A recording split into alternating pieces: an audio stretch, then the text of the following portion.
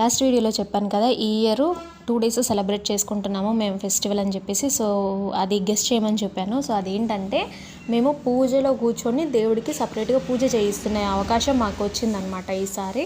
యాక్చువల్గా నిన్న దేవుడిని తీసుకొచ్చారు అండ్ వేరే వాళ్ళు ఉదయం ఒకరు సాయంత్రం ఒకరు చేశారు. కానీ సండే రోజు పూజ చేసే అవకాశం మాకు వచ్చిందనమాట. సో దానికోసమని చెప్పేసి కొంచెం షాపింగ్ చేసుకోవడానికని వెళ్ళాము నేను, మా హస్బెండ్.